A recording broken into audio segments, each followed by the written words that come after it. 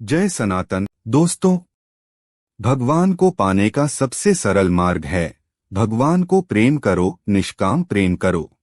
साधको, यह हमारा ज्ञान चैनल है। भक्ति में बहुत शक्ति होती है। भक्ति का तात्पर्य है स्वयं के अंतस को ईश्वर के साथ जोड़ देना।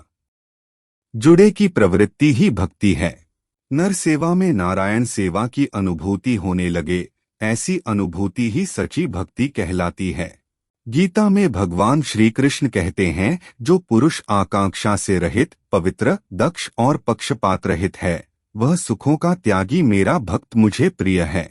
गीता ज्ञानदाता ने कहा है कि हे अर्जुन, मुझ में मन वाला हो, मेरा भक्त बन, मेरा पूजन करने वाला हो, मुझको प्रणाम कर, ऐसा करने से मुझे ही प्राप्त होगा। भक्ति करना इसलिए अनिवार्य है क्योंकि प्रभु ने हमें पवित्र सद्ग्रंथों में भक्ति करने का आदेश दिया है, क्योंकि बिना भक्ति के हमारा मोक्ष संभव नहीं है। गीता अध्याय 8 के 2 श्लोकों में तो गीता ज्ञानदाता ने अपनी भक्ति करने को कहा है, तथा गीता अध्याय 8 के ही श्लोक में गीता ज्ञानदाता ने अपने से श्रेष्ठ परमेश्वर की भक्ति करने को कहा है, तथा उस परमेश्वर की भक्ति करने से उसी श्रेष्ठ अलौकिक पुरुष को अर्थात परमेश्वर को प्राप्त होगा।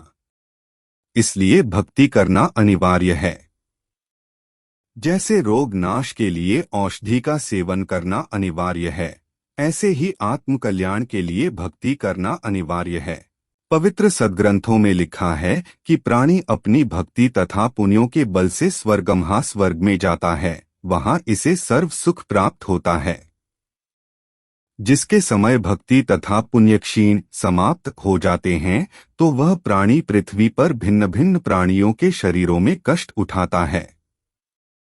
वर्तमान में जितने भी प्राणी पृथ्वी पर हैं, इनको यहाँ कोई सुख नहीं है।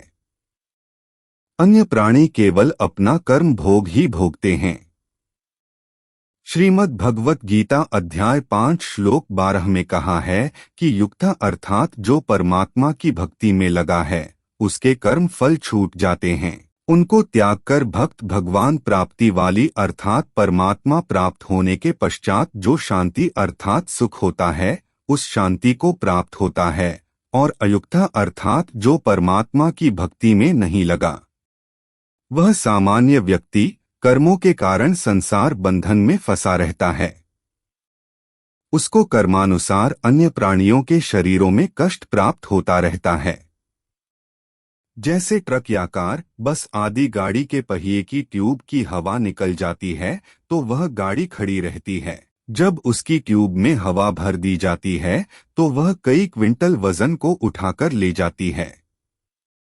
इसी प्रकार जीव की भक्ति तथा पुण्य समाप्त हो जाते हैं तो वह हवारहित ट्यूब के समान होता है।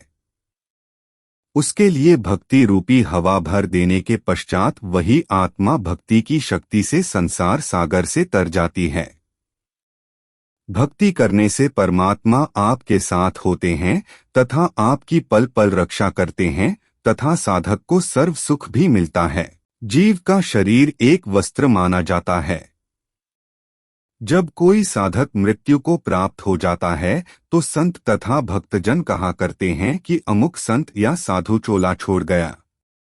गीता अध्याय 2 श्लोक 22 में कहा है कि जैसे मनुष्य पुराने वस्त्रों को त्याग कर दूसरे नए वस्त्र ग्रहण करता है, वैसे ही जीवात्मा पुराने शरीरों को त्याग कर अन्य नए शरीरों को प्राप्त होती है। इसलिए प्रत्येक प्राणी अपने अपने शरीर अर्थात पोशाक पहने हुए है। जैसे कोई गधे, कुत्ते, सुअर, अन्य पशु पक्षियों व कीटों रूपी वस्त्र धारण किए हैं, मनुष्य का शरीर भी एक पोशाक है। जो बच्चे विद्यालय में प्रवेश प्राप्त कर लेते हैं, उनके लिए एक विशेष प्रकार की पोशाक अनिवार्य होती है। इसी प्रकार पृथ्वी पर जितने भी स्त्री पुरुष हैं, ये सबके सब अन्य प्राणियों से भिन्न पोशाक अर्थात शरीर धारण किए हैं। सर्व मानव को ऐसे जाने जैसे विद्यार्थी होते हैं। उनकी पोशाक विशेष होती है। विद्यार्थियों से माता पिता कोई विशेष कार्य नहीं लेते। उनको सुविधाएं भी परिवार के अन्य सदस्यों से भिन्न देते हैं। यदि वे विद्यार्थी अपना उद्देश्य त्याग कर अन्य बच्चों की तरह ही खेलकूद में लगे रहें, जो बच्चे विद्यालय में नहीं जाते, उनकी पोशाक भी भिन्न होती है, तो वे विद्यार्थी अपने विद्याकाल को समाप्त करके बहुत पश्चाताप करेंगे, बहुत कष्ट उठाएंगे। जैसे संतानोत्पत्ति, संतान का पालन पोषण सर्व प्राणी करते हैं।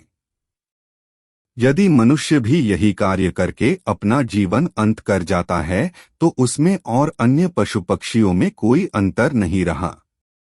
उसको मानव शरीर प्राप्त हुआ था भक्ति करने के लिए, वह भक्ति न करके फिर पशु व अन्य प्राणी के शरीर को प्राप्त करके बहुत कष्ट उठाएगा।